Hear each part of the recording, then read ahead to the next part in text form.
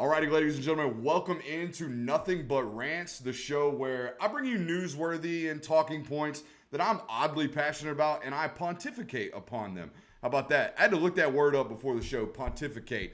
It's another synonym for rant. If you ever need, like me, as a quote-unquote writer and content producer, every once in a while, I'm like, hey, man, I'm kind of tired of using the word rant. I've already used it once in a sentence, like our open tonight, and I'm like, let's find a synonym for rant. Pontificate. I like the way that rolls off the tongue. So, tonight we shall pontificate on some topics that I'm oddly passionate about. On tonight's show, we'll open with Tennessee. It's the biggest news topic in the SEC football, probably in college football right now. Well, all the stuff that's going on up there in Knoxville. I don't think they realized the storm that was coming their way. We talked about it a couple weeks ago on Nothing But Rants. We're going to talk about it even more tonight. We'll talk about how the coaching industry, it's a good old buddy system, okay? I learned this in college, coming my way up, or along my way up through college football, and I didn't think it was at the level in which it is on the Power 5 level. Come to find out, it is. So we'll talk about the college buddy system, as I call it, in the recruiting or the coaching systems of the world, and we'll relay that into Georgia's defensive back coach search now that Charlton Warren is up there and took the DC job at Indiana. There's a new world of college football recruiting coming our way. We'll talk about that tonight as well. I'll take your football questions. We do have an email set up for those. If you don't know about that, that's footballq4ba, F-O-R, footballq4ba at gmail.com. We'll answer some of the audience's questions there tonight. And I'll add some much needed context to this Kirby Smart and Mark Richt comparison that I keep seeing. And I thought it was kind of dying down on us, but that Booger McFarland had to open his mouth. So we'll add some much needed context to that discussion as well. And of course, we'll take some phone calls from our OGs over there on the Patreon account throughout tonight's show. That is first comes, first serve for you guys over there on the OG chats. You know all about that. If you're sitting here wondering, what the heck is an OG chat? It's our Patreon subscription service over there on patreon.com/Brooks Austin. So feel free to check that one out. I failed to put the link in the bio tonight on YouTube, but if you don't know where to find it, just go over to my Twitter feed at Brooks Austin SI. Give me a follow while you're there. And then in the link in my bio is our patreon.com/Brooks Austin link. Feel free to click that and sign up for that $10 a month OG subscription. We call it the public sub, the pub sub of the month. It's much more quality even than a pub sub. If you want the Subway subscription to our Patreon account, that's $5 a month, and all you'll get, I shouldn't say all you'll get, what you'll get is the breakdowns that we do, which we will have a player-specific breakdown tomorrow and Wednesday night, so feel free to come back and do that. All right, so we've had our opening. We told you about what's going on tonight. Let's go ahead and start it off with our opening rant of the night, and that is this clown show up in Knoxville. Look, I came out on this show on Nothing But Rants, I think about a week and a half ago, and just told you what a crock of horse crap I thought that thing was in terms of their internal investigation. Well, needless to say, they opened up a can of worms that I don't think they realized was about to come their way. Let me just walk you through a timeline here, and then I'll give you what I know about this situation from some of our sources up there in Knoxville. Shout out to Matt Ray at VR2. Look, guys, if you don't know what's going on in Knoxville, if you want to, especially if you're a Georgia fan, if you want to laugh a little bit about what's happening on up in Knoxville, feel free to check out Volunteer Country on SI.com. Matt Ray and the boys over there do a great job, so shameless plug for them. All right, back into this timeline. So, in September of this year, they gave Jeremy Pruitt an extension all the way through 2025. I think around $4.2 million a year in that extension. Before the season, gave it to him. All hopes were high in Knoxville for what was going on around that football program. Fast forward to December, following a 3-7 football season, they open up what we call a private investigation. They went out and hired a private firm, said, hey man, come in, find as much dirt about our program as you possibly can, and we'll try to see if we can use it to get Pruitt out of here for fireable cause, right? Try to get him out of here without paying his buyout. Early in January, they slowly started leaking some of these minor details about this investigation to ESPN. Maybe involving a certain 5-star prospect that Georgia ultimately signed in an early signing period that Tennessee kind of missed out on, right? Trying to leak some information out to ESPN, trying to leak some information out there to get some of this bad rap surrounding their head football coach. Now, a week ago, the boss man, Big Brother, NCAA, showed up on campus virtually to Knoxville, starting to interview some people. And today, a whole bunch of people got fired. A whole bunch of people got fired. So, again, extension, private investigation, leaked information. NCAA says, might want to go check this out. Boom, hellfire, hellstorm, all kinds of stuff coming down in Knoxville now. So, here's what I've been told. I was told a silent whistleblower called compliance a while ago. I mean, a while ago, about what was going on, hence the private investigation.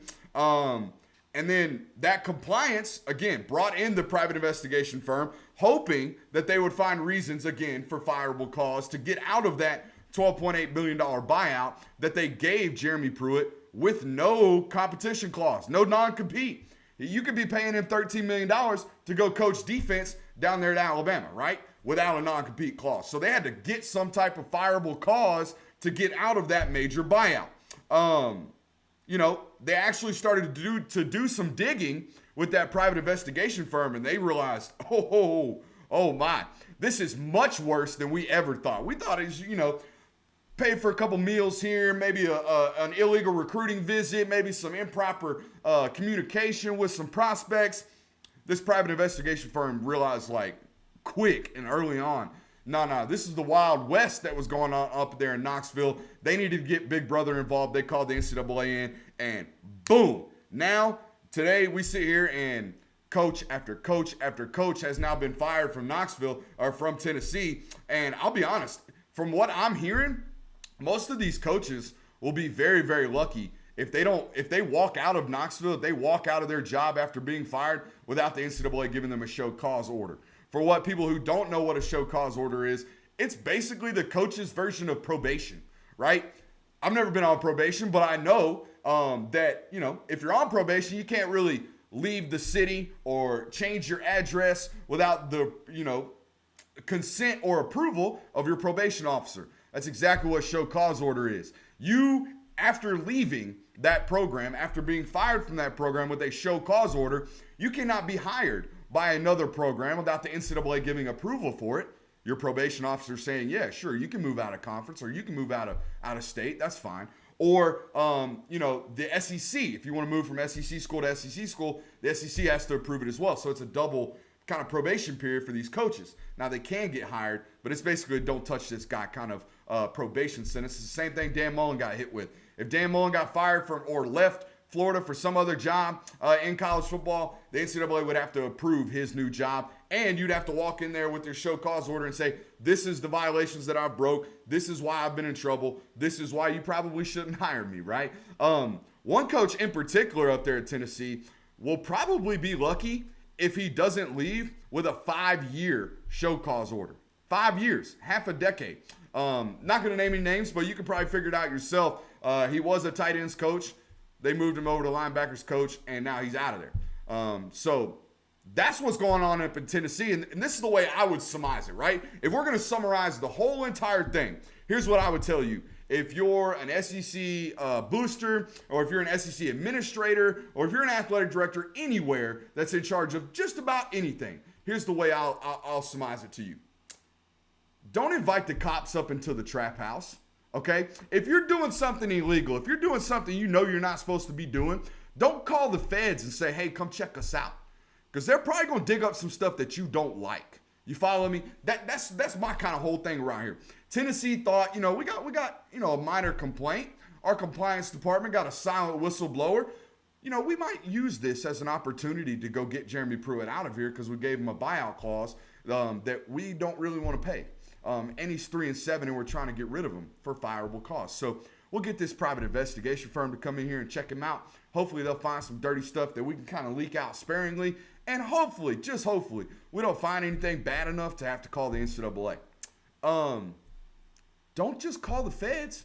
Don't come out here and get self-involved in an investigation and cross your fingers and hope they don't find anything bad enough to shut your program down or to give you some type of major probation, which is probably on the horizon, I would imagine, in Knoxville. And probably could have been all avoided if, maybe I'm not going to completely give Jeremy Pruitt a pass he probably broke some rules, okay? I'm also the guy that tells you the game been broke, game been crooked. Y'all just ain't been woke. Everybody does a little bit of everything. It's when you get wild and reckless and the NCAA says, oh, no. Ole Miss, you're not being that reckless. We're going to come get you for as much as we can. And we're going to give coaches 8-year show cause orders. 8-year show cause orders. That's how bad it was at Ole Miss. And I'm just going to go on and venture to say it probably wasn't just escort services, right? Probably wasn't just paying a couple of, players rent or anything minorly illegal like that. They just caught them with a whole bunch of those and slapped them with some violations. So who knows what the full extent of what's going on in Knoxville is, but it's pretty bad. And they got pretty sloppy, and they caught them with just about everything. And again, they kind of snitched on themselves, okay? Hoping they'd get rid of their own coach. Next thing you know, they're bringing in all kinds of NCAA sanctions, which I would imagine are on the horizon. So, again, we are taking phone calls tonight. I'm hoping I'm not going to miss any. And if you want to call in, OGs, feel free to do so. But if you're not going to call in, we're going to roll right into the next segment. And we're going to keep this thing rolling because we're already about 12 minutes into tonight's show. And it's got a whole bunch left. How about that? We already got a phone call. See, I entice you guys to do something, and you do it. I appreciate it. All right, I believe it's Jeremiah. Jeremiah, you are on the line, brother. What do you got for me? First of all, loving the setup you got today. Looking What's setup? Good, also clean in the suit. My thing that I wanted to talk about was, I think somebody brought this up on Twitter today, and I couldn't stop thinking about it afterwards. So all of the stuff going on over there, we just passed early signing day. All these kids just signed on to come to this school, and now all hell breaks loose. The entire program is on fire. All coaching staff is leaving. How is Tennessee did this to themselves? Yes, I don't think they thought it was going to go this far, but obviously it did, and that's the most Tennessee thing I've ever heard, to be honest with you as well. And what about these kids? Are they going to be – they're not going to be able to just leave right away. Yeah, there's transfer rules this year that have changed. They could move on a little bit easier. Are we expecting a crap ton of players to just leave at this point? Jerry, you know what? I like this question for one primary reason.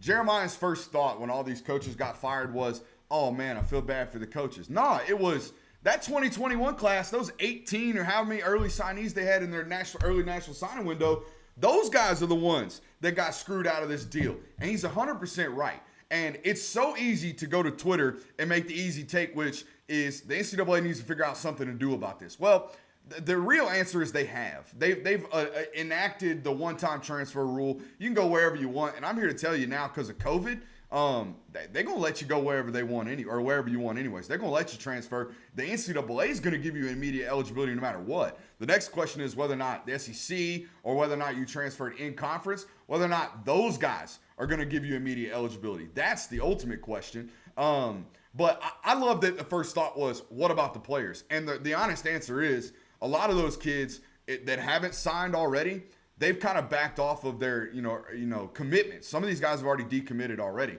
that haven't signed. As for the kids who have signed, man, this is why I tell kids all the time when I speak to them about recruiting. I say, look, you got to understand that you're making a 4-year decision. And unless you're committing or signing with Alabama, Clemson, Ohio State, Georgia, okay, unless you're signing with those 4 schools, maybe Oklahoma, but we'll take Oklahoma out because Lincoln could dip out for the NFL any year now, it seems like, okay? Unless you're signing at those 4 premier powerhouses in college football, odds are you're going to outlast whoever you signed with. Odds are you're going to outlast whoever you committed to, okay? Tennessee, gone. South Carolina, gone. Auburn, flipped the staff, okay? Jimbo Fisher's holding on strong out there at Texas A&M. But I'll tell you what, if he goes 5-5 next year or 5-6 or whatever, he has a down year, Texas A&M's got the money to get out of that clause or get out of that buyout clause too. So what I tell kids is you're committing to a university, okay? The coach is recruiting you. The coach is trying to sell that university to you. But you're committing for the next 4 years or 5 to whatever the school is. You follow me? It's not the coach. Odds are you're going to outlast the coach. Just like we saw with Charlton Warren at Georgia, okay? That's who your boss is, for you guys who don't know. My head coach at whatever program I sign with, yeah, he gives the pregame speeches. Yeah, he gives the post-practice speeches. But you know who I sit in film sessions with for 3 hours every day? My position coach. Do you know who I eat with when we have, holidays for teams? My position coach, okay? You know who shows up when I move in the day on campus, Xavier Story? Glenn Schumann, okay? Kirby Smart might be there out front waving hands and kissing babies, okay? But he's not the one that deals with you on a day-to-day basis. He's the one that deals with you on a week-to-week or practice-to-practice basis, okay? And all those position coaches could change at any moment and at any time. I'll tell this to any kid I can talk to about this. Commit to the school, not the coaching staff. You will probably outlast the coaching staff. Coaches don't have a shelf life longer than 3 or 4 years if they're not winning, okay? And take a look around college football. There's only about 5 or 6 programs that are winning on a year-in, year-out basis. That's what I would tell them. All right, 912, on to our next phone caller. What do you got for me, 912? Hey, brother, I love your last rant. Yeah, commit to the G must mean something. I agree with that. Hey, listen, I'm curious, and I'm sure I can speak for the rest of us. I love your props. Can you, if you don't mind, can you tell us a little bit of history behind the helmet, the hat, the ball, and the shirt behind you? It looks great. Absolutely, brother. I appreciate you. We'll be quick on this one. This is my college helmet. About 47 career starts in this one. This is a signed football of Ray Lewis. This is the strikeout king, Nolan Ryan, signed jersey. And this is Brooks Robinson, a signed hat from him. Brooks Robinson's actually my dad's favorite baseball player of all time, hence my name, Brooks Austin. So, yeah, that's what it is. College football helmet. Switched to the floppy chin strap. My last year of college, I regret not ever, any game I played with a real chin strap, I regret it. This floppy chin strap, this one that everyone laughs at, the Brett Favre chin strap, if you will, the Aaron Rodgers chin strap, it's money, dude. You need to wear it. Ray Lewis, my favorite linebacker of all time. You be questionable about whatever happened off the field. Nolan Ryan, about 5,400 strikeouts. And the OG of flamethrowing, if we're being honest. Like, Nolan Ryan is one of the older pitchers that could actually translate to what they're doing today, which is, hey, baby, just get up on the hill and throw absolute gas. So that's what we got going on the new studio. I hope you guys like it. I wasn't going to say anything about it. I was just going to get to going on what we're doing. I hope you guys enjoy it. We are upgrading some things around here, and that is a direct reflection of our community growing over there on patreon.com. As we grow as a community, this show will grow and the product will get better and better and better. The Lord of Dings is sitting behind the camera right now. You don't even know. He's back there, sitting back there. He's been staring at me the whole day, and I've been trying not to make eye contact with him. So he will stay in the shadows, and you'll never even see him. That's the way he prefers it as of now. We might mix him in as we get a little older. All right. Coaching industry. I told you it's a buddy system. I'm about to walk you through this, okay? When I was in college, I went through 3 different head coaches. I went through 5 position coaches, 5 offensive line coaches. Kind of tells you the state of the program in which I played in. But again, 5 coaching changes on the position group side. So I know a little something about how coaches go about hiring new coaches and bringing guys onto their staff.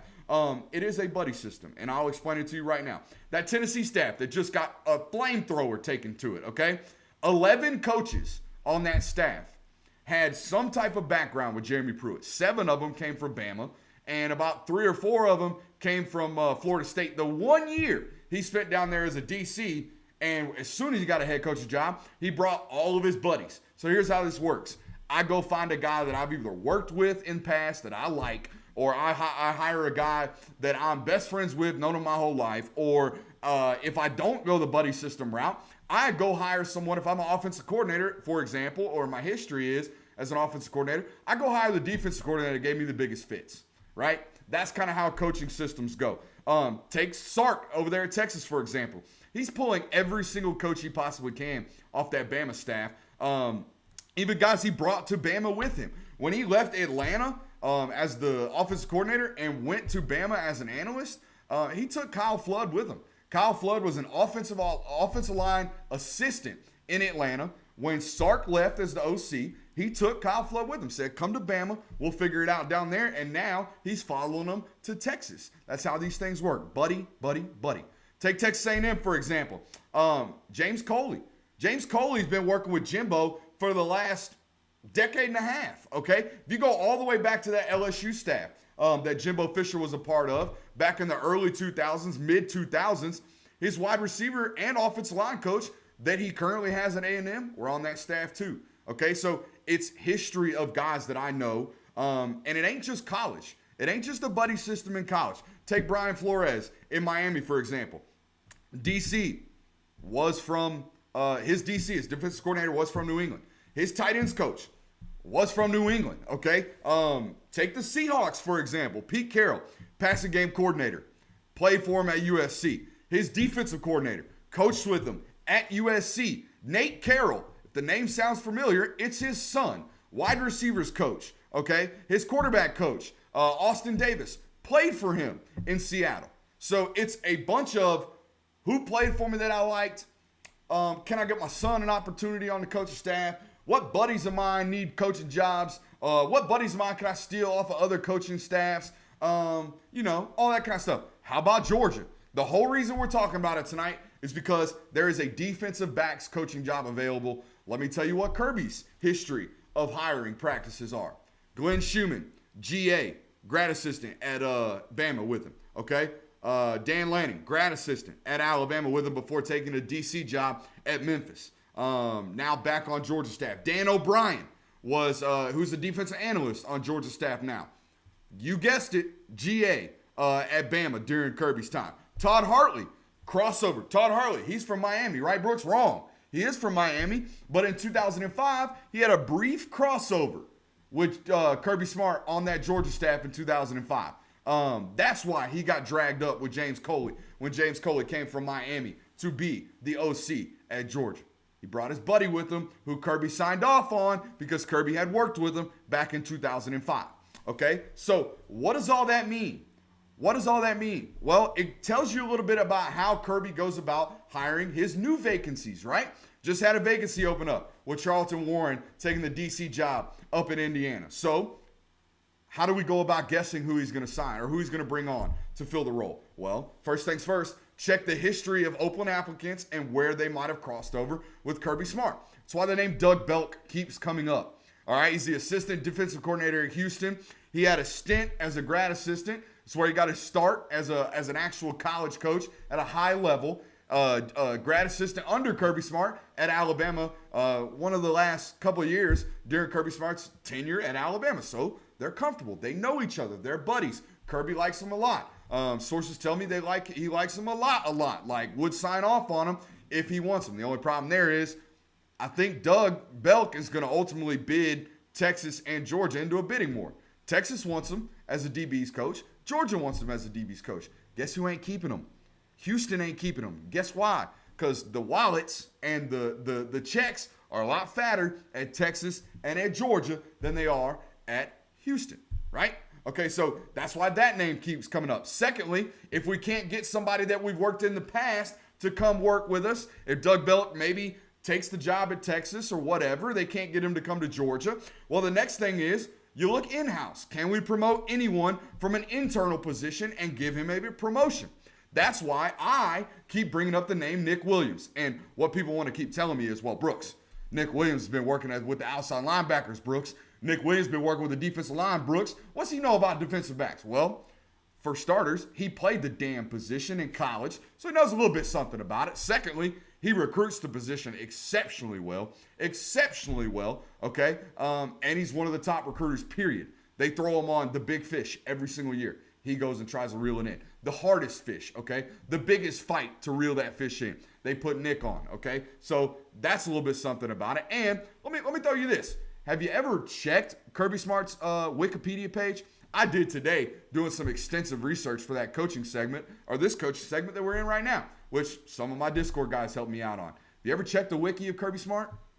Probably not. In 2005, that year I mentioned, or the year I kind of referenced earlier, that crossover period between he and Todd Hartley, do you know what position Kirby Smart was coaching? He was coaching running backs. Kirby Smart, the defensive backs coach at Valdosta State, the former defensive back and safety at Georgia, the defensive backs coach at Bama, the defensive coordinator at Bama, the defensive coordinator / head coach at Georgia. What the hell does that guy know about coaching running backs? Nothing. But guess what? He can recruit his butt off and he can learn. Sounds a whole lot like Nick Williams, doesn't it? What's Nick Williams know about defensive backs? Well, he played it and he can recruit his butt off, and he can learn. Okay, quick study. It's pretty important when it comes to coaching. That's why I bring that name up. And the other names you're going to hear, are all over the place. He'll vet 100 of them, right? He'll go through a whole bunch of defensive backs coaches or potential defensive backs coaches. You know why? Because it's an extremely coveted position in college football right now, okay? And why? I tweeted about this today. You've got a loaded roster of young talent and young malleable talent, right? Young teachable talent, which nothing to prove. If they go out and they're bad this year, everyone's going to blame it on inexperience and young guys playing and things like that. What they're not going to do is come after the new defensive backs coach. Probably not. The other thing is, as someone who covers the state of Georgia and somebody who constantly lives at Glenn Ford's workouts and constantly lives at Oliver Davis's workouts and constantly lives at defensive back trainers' workouts all across this state, the 2022 class, the 2023 class, and the 2024 class here in the state of Georgia, you'll never have to leave the state of Georgia to sign a top 5 recruiting class, okay? Period, across the board. And when we're talking about defensive backs, I would venture to say, especially in that 2023 class, maybe 4 or 5 of the top 10 defensive backs in the country live 20 minutes outside of Atlanta in all directions, okay? There's like 5 of them that will go play wherever the hell they want. And Georgia could walk into the doors of those guys in about an hour and a half from Athens. You never have to leave the state. Never have to leave the state to recruit that position. So you got extreme amounts of talent on your roster that's young and malleable with no expectations year one. You never have to leave the state for recruiting, which means no trips out to California if you don't want to. You can stay right in state and pound the Peach State for your defensive backs talent. And finally, some would consider Kirby Smart to be still, to this day, the best defensive backs coach in the country. And he's your head coach. So a lot of knowledge to be shared there, right? And the final point is, if you just do a halfway decent job and take your talent that's given to you and kind of make it halfway decent leaving, right? I mean, Tyson Campbell's NFL draft stock probably went down over 3 years. Okay, if we're being honest, 5-star recruit, number 2 cornerback in the country. He'll probably be the 5th or 6th corner taken off the board this year in the NFL draft. Did he get better in college? I would argue probably not. Yet Charlton Warren is now a defensive coordinator at a Big Ten school. He didn't light the world on fire. He just did pretty well at Georgia for 2 seasons after Kirby pulled him up from Florida. Did pretty well, and now he's a D coordinator at a Power 5 school. So it's a cake money job. Anybody who is anybody that's up for a job, that wants a job, is blowing Kirby Smart's phone up right now saying, Coach, give me a shot. Coach, give me a shot. It's one of the nation's top available position coaching jobs right now. I would say number 1. There's not a better position coaching job available, except maybe offensive line in Bama, which I think they're about to hire Doug Marrone, who's a former NFL coach. So you probably ain't getting that one. You know what I'm saying? That's the kind of level that Bama's at. All right. We will take, more phone calls if you want to call in. I got a brief rant here about how the recruiting industry is changing, so we'll wait on phone calls if they want to call in over there on the OG table, OG chat. If not, we'll just move right on. We're going to move right on anyways. Guys, this is really for the boomers, okay? Y'all know what I'm talking about with them boomers. Them older folk that hate the way college football is going, hate the transition that's happening when it comes to paying players and player mobility and, players having the right to pretty much control their careers. God forbid that's ever allowed. You guys that don't like that, I'm talking to you right now, and I'm going to forewarn you that some things are coming that you're really not going to like, okay? Y'all think the days of just recruiting high school kids was sweet, and then they get here, and maybe they transfer, and if they do, you go to your Facebook wall and you trash them? Well, I'm about to tell you right now, there's about to be a 3-pronged approach to college football recruiting, okay? You're going to have to recruit them out of high school. You're going to have to recruit them hard to commit to your school, like everyone's always been doing for the last, 100 years of college football, so that one ain't changed. The game might have changed, but the players haven't, if you know what I mean. Like, you're going to have to go after them just like you always have and chase them with the ferocity that you always have. The second one, that first transfer, you're going to have to recruit them boys too. That transfer portal is about to get hella active. It's already active, but it's about to get wild, okay? Because the NCAA has told everyone, one time, I give you one time You can go from school A to school B, and you won't have to sit out, okay? You won't. And I would imagine the SEC goes along with that. So the in-conference transfers, I would imagine the SEC looks at the NCAA and says, well, I mean, they're allowing everybody to do it, so we might have to just bend our knee to that one. So transfer to conference to conference, in-conference transfer is happening too. So you have to recruit them out of high school. You got to recruit them out of the transfer portal. And the last one, which has kind of been new, but or it's kind of been around for the last 4 or 5 years, but is getting even more proactive, especially now with additional years of eligibility that the NCAA just handed out. Grad transfers. You have to recruit grad transfers out of the portal too. So player mobility and player movement, it's here, ladies and gentlemen, and it ain't going nowhere. So if you're the guy or you're the girl or gal that goes to your social media and complains about Tyreek Stevenson leaving Georgia, get used to it, okay? Because they going to be leaving and they going to be coming. So if you're the first person to run to Twitter and say, Big Cat Brian just hit the portal, Georgia should go after him, okay? What I find is the same person that's doing that is the same person that runs to Twitter and say Tyreek Stevenson is a quitter. Tyreek Stevenson is a quitter. He quit on his football team. How dare him? How dare him leave a program when he was getting starting playing time? That guy, I don't even want him. He's bad for the culture, okay? The same person doing that is probably the same person going to your Twitter feed or your Facebook group and saying, Big Cat Brian hit the portal. Georgia should check him out. Georgia should go get him. We want them all, baby. Same person. So just go and get used to it. People going to be leaving. People going to be coming. So don't be complaining, okay? Just enjoy the ride. That's all I can tell you. Just enjoy the ride. All right. This is a question I've been getting over on footballq4ba@gmail.com. I know it's a little bit long, but just think about it. It's a football question for Brooks Austin, so I just shortened it for you. Footballq, the letter Q, FORBA@gmail.com. And this is what I've been getting all the time. It's about Omaha. Omaha, right? Peyton Manning. Omaha. Used to say it all the time. What the heck does it even mean? Well, I don't know how he used it, but I can tell you how we used it in college, and I can tell you that my offensive coordinator in college spent about a year and a half up there in Denver during the same time Peyton was there. So I would only assume that he used it the same way. And I'll tell you right now, all it is it's an alert word. What do I mean by an alert word, okay? When I come to the line of scrimmage, we could be on 1, we could be on 2, or we could be on Omaha, which means no matter what I say before the snap, I could walk over here and say, Lord of the Ding's got a funny haircut. Lord of the Ding's got a funny haircut. And I can say, that's it, hut, hut, hut, hut, hut, hut, hut. And nothing's happening, right? I can bring motion. I can do all the stuff in the world. Hut, hut, hut. Mike's mom's fat. Hut, hut. And then I go, Omaha. Now I'm hot.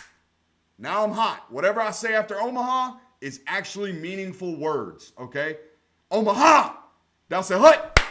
Ball snapped, okay? That's what Omaha means, okay? But it's just a regular alert word. Every offense uses it, okay? Drew Brees uses kill, kill, kill, which means now we're hot. Everything was dead. Everything before that's dead. Kill, kill, kill.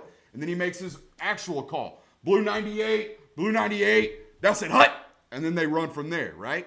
So you walk up to the line of scrimmage. Here's how it goes. We got pro right, 36 power on Omaha. Pro right, 36 power on Omaha. Ready? Break. And then they walk to the line of scrimmage. Peyton's doing all of his Peyton stuff. He's going, Mike 97, easy, easy. That's a hut. That's a hut. Omaha, that's a hut. Ball snap, they're running pro right 36 power, okay? That's what Omaha is. That's how it's used. That's how we used it. You can use it for whatever you want, okay? You can use it for snap count manipulation. You can use it for an alert word that says, now we're going into our next play. We're flipping, right? Coaches, a lot of quarterbacks do easy, right? That's a big Cam Newton one. Easy. He says it real calm and cool. That's his word, easy, okay? Kill, kill for Drew Brees. Omaha for Peyton Manning, right? It's just an alert word. That's all it is, and that's the one he chose. So there you go. A little football knowledge for you. If you want to know more about that, I got a boatload of them. That one came from Tony over there on footballq4ba@gmail.com. And anytime I get to practice cadence, I'm here for it. My throat's a little scratchy. I can use some water. But, you know, that's what quarterbacks do, man. They call cadences, okay? Omaha was his word. It's an alert word. And we used it in college. I liked it a lot just because everything before is dead. It's just an alert word. All right. So how we're ending the show tonight. I always save my best rant for last. What I think is my best rant. What I'm most passionate about it. And it's this Kirby Smart and Mark Richt stuff that I'm quite honestly, I'm tired of seeing it. I know you guys as a fan base are definitely tired of seeing it. And whoever just called, I apologize. I'm going to call you back, and we're going to take this before I get into my next rant.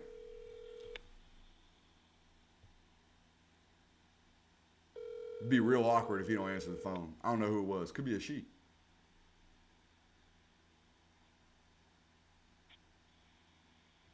Hello? Yes, sir. 770. Sorry I missed your call. We are in between rants, which means it is phone call time for the Patreon OGs over there. What do you got for me, 770? No, you're fine. I was just wondering about Mims, since he was mixed up with Tennessee. So, is he affected by this, or is he going to get in trouble, or how does that work out? That's my question. Appreciate you, brother. We'll take it off air. So here's the deal. Here's what I know about the NCAA. And this could get me in trouble because somebody will always come back to it if he does end up hit with some sanctions. When have you ever seen the NCAA go after players? You know what I'm saying?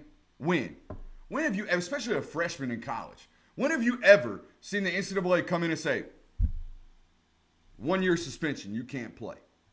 I mean, he would have had to been doing some absolutely crazy reckless stuff. I mean, crazy.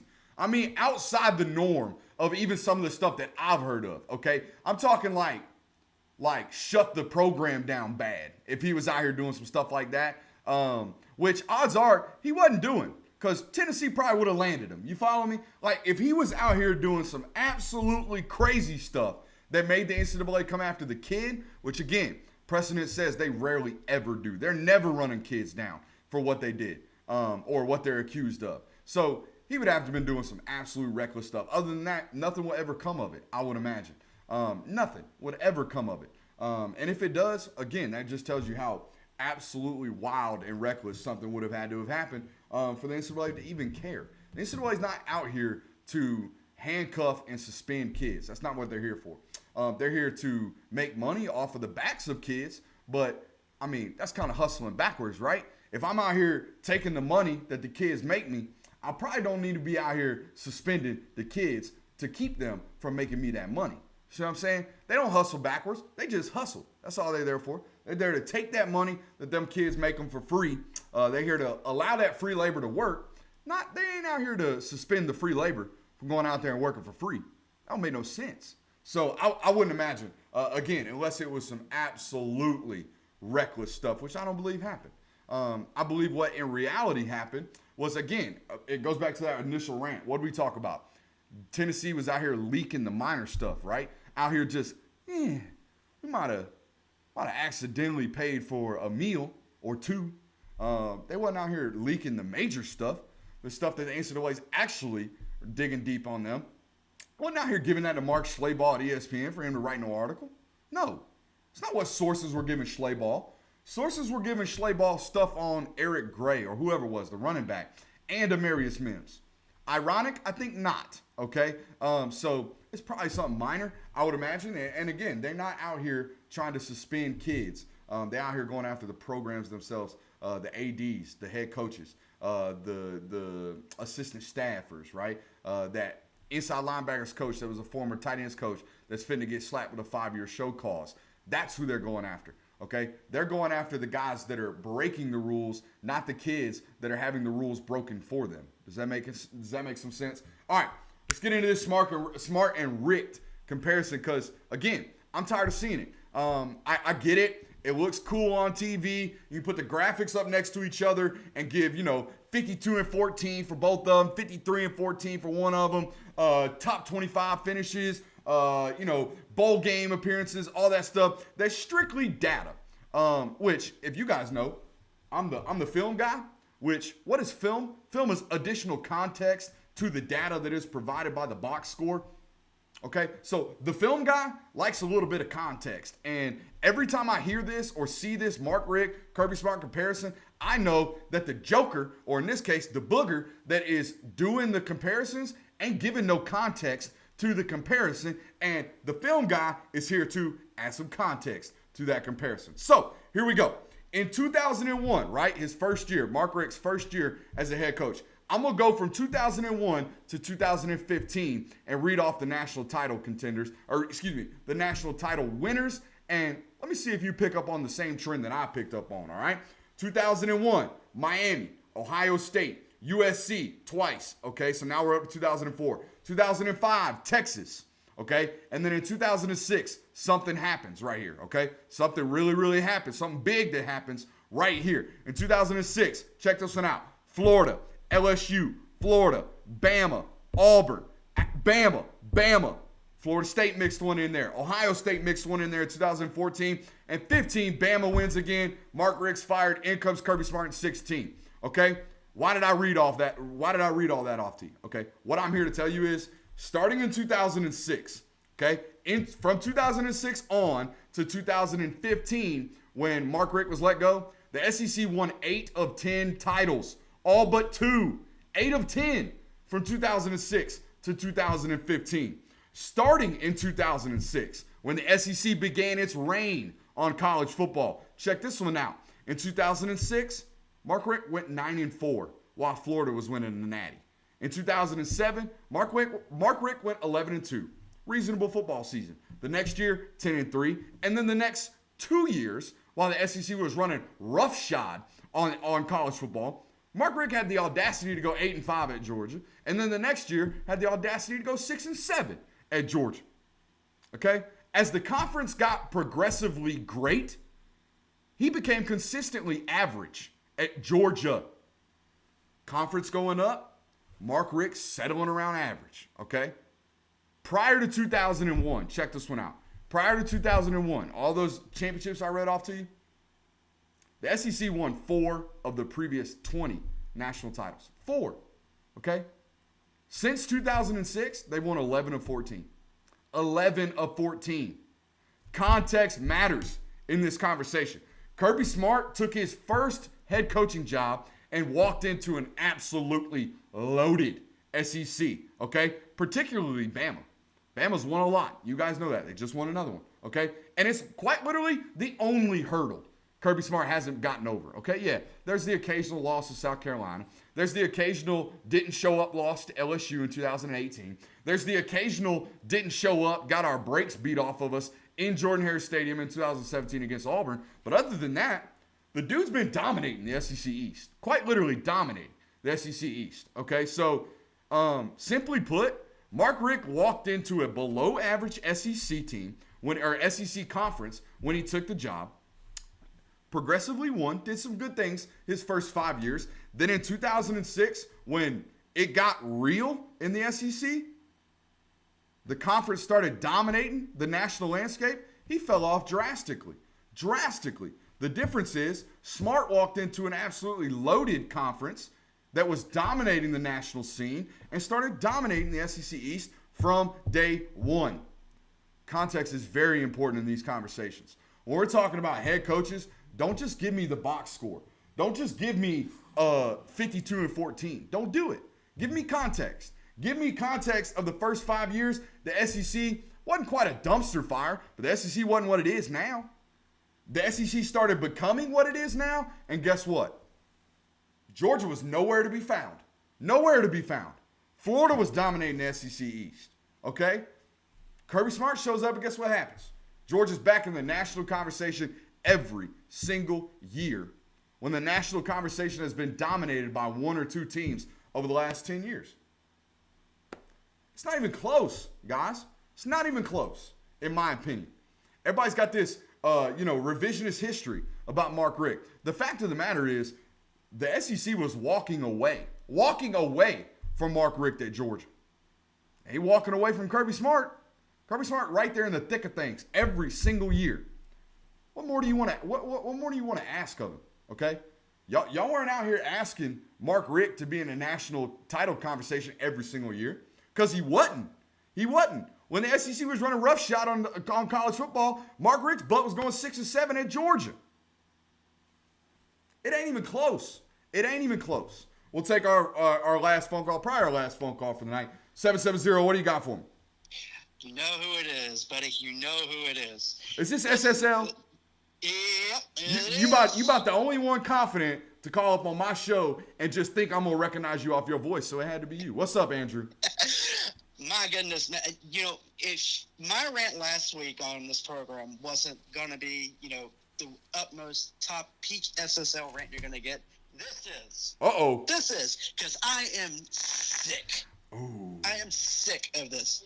And you know what? I'd tell Booger McFarland this to his face. You want to keep comparing Kirby Smart and Mark Richt? Sure. Okay. I'll give you that the winning percentages are maybe even. Congratulations. Richt wasn't fired for his first 5 years. I'm just saying. Furthermore, if we really want to go deeper into this comparison, let me bring you up a little bit of facts here, buddy. Since I decided I wanted to go ahead and do a little bit of research. Ooh. First 5 years of recruiting, not including their first year, because we have Yeah, that the battle. carryover And effect, we don't really count it. I feel you. Yeah, we don't count it. This is coming off of 24/7. Say what you will about them. Mark Richt in his first 5 years, his recruiting classes were 9th, 7th, 3rd. 3rd being that 2006 class after his 2005 year. Kirby Smart, 3rd, 1st, 2nd, 1st, 3rd. That right there right off the top to tell you that there's something a little different between these two coaches. There's just something a little different. You want to talk to me and say, well, Mark Richt was a really good coach, but, you know, Kirby Smart is just him 2.0. Really? Because I don't recall Mark Richt taking us to a national championship game. I also don't recall him almost winning said national championship game. Furthermore, if you really want to get into it, Mark Richt, during his time, did not have to deal with the high-powered offenses that are almost NFL level these days. Didn't have that back then. Didn't exist. So you're telling me that Kirby Smart is recruiting better talent. He's got a higher winning percentage in the toughest conference in the entire country. And he's done a lot of good with that. He has multiple New Year's Six Bowl wins. I'm just saying. I'm sick of this argument, Brooks. I am sick of it. Sick of it.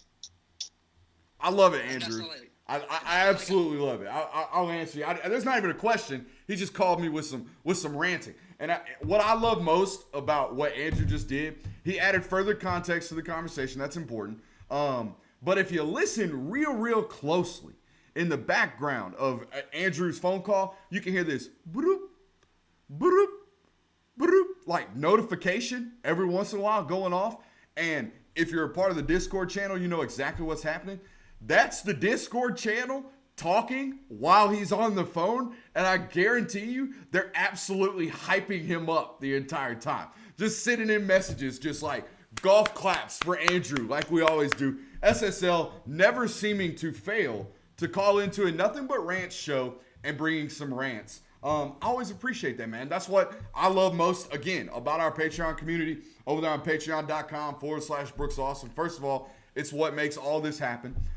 It's absolutely 100% what makes all this happen. Secondly, it's that right there. It's his passion, their passion about this kind of product, about what we do here, and just how many good people are just over there constantly talking. So if you want to be a part of a community that's constantly talking football, not talking BS, not getting into arguments over nothing, it is an ELE motto over there. Everybody love everybody. And we got another member of the community talking here right now. Jeremiah, I believe it's you. You've got 2 minutes, and you're the last phone call for tonight. So what do you got, brother? Oh, speaker. Sorry, start over. Andrew, I'm sorry? Sorry, I had to put you on speaker, so you're hot now. Go ahead. Oh, you're good. I kind of wanted to add a little bit of what Andrew was saying there as well. Speaking of what Mark Richt did early on in his career, I don't think people were really complaining too much about what Mark Richt was doing on his first 5 years of it. But to continue to add a little bit more context to it as well, he had a great recruiting class in 2006. They go on, and then in 2007, felt like they should be in a national championship game instead of the Sugar Bowl because they dropped a game earlier that season to Tennessee, which sounds a little familiar there. But the difference was this. When they did that, the next year they come out in number 1 ranking going into 2008, and then all of a sudden they start to slide downhill. They start to go down. The further you go into his career, the further down we went on it. With Kirby, it's been different. We've gone through that in 2017 where we went to a national championship. And first of all, that was his second season at the program, so let's say that's a big deal there. And then you look at after that, he continues to bring in those recruiting classes in the top 3, whereas we only had 1 3 or higher class and 1 4 in the entire 15 years with Mark Richt as well. So there's the big difference there as well. The consistent recruiting in that high spot has been a big difference. We're on the door for a national championship still. We had one time with that with Mark Richt, except in, you could say 2012, we had another one where we could have been there as well, but Notre Dame got to go in and get beat up there. But the difference is consistency, and then also I don't see us going downward like that. I mean, do you think that Georgia would be going downward right now? I guess that's my question for you. Here's a couple things. So for me, I don't see an 8-5 season in Kirby Smart's tenure ever. Okay. He lost 2 games this year with Stetson Bennett as his quarterback. When we saw things like that happen, when the quarterback position fell apart under Mark Richt, by the way, an offensive-minded head coach, things went to crap. You had 6 and 7 seasons. You had 8 and 5 seasons. You had years where you just lost inexplicably to Kentucky or lost inexplicably to Georgia Tech. So those things happened under Richt. I don't think you'll ever see them happen under Kirby Smart. And the other thing, they've hit on it, and they kind of hit on the final point of Booger McFarland, the done the same with more kind of bullcrap. What are we sitting here doing, giving guys grief for being great recruiters? What are we doing? Why are we going on TV and giving Kirby Smart crap for finishing 4th in the final rankings on the AP ranking for the last 3 years? Something which I don't think Kirby Smart or Mark Richt ever did. Find me 4 straight seasons where Georgia finished in the top 5, or better yet, the top 4, or finished 2nd in 2017. Find me those years where he was stacking up consistently doing that. Don't bring me 52 and 14. I don't want it. Bring me context. And I think that's what our audience did tonight. They heard me bring them context. They got super fired up, and they brought even more context. I love that. Golf clap for everybody on the OG Patreon subscribers that are calling in. Golf clap to you guys over there on YouTube. I hope you guys enjoyed this. I really do. And if you did, hit me up on Twitter at BrooksAustinSI, or hit the comments on YouTube where you're at now. Like, subscribe, rate, review, put us on alerts, all that good stuff. Haven't figured out which player we're going to do tomorrow or which player we're going to do the next day. I guess I got to mix in a defensive guy. We did Lewis Seen to start our player breakdowns. Then we went to Warren McClendon. Then we went to Jermaine Burton. So I would imagine we flip back over to the defensive side of the football again. We're saving Jalen Carter for last. I've already decided. I don't want to save JT Daniels for last. It's good film. Don't get me wrong. It's exciting to watch. But y'all wait until you see the stuff I'm going to bring you on Jalen Carter. I'm dead serious. Dude's going to be a stud. I can't wait to watch it for the next 3 years. All right, ladies and gentlemen, I am out of here. Hope y'all enjoyed it. We will see you tomorrow for the Patreon, folks. If you're on YouTube, you might get a cut up. Don't know. I don't know what I'm going to give you for free. I'm going to have to decide. I might not give you any. Might just leave it for the Patreon people.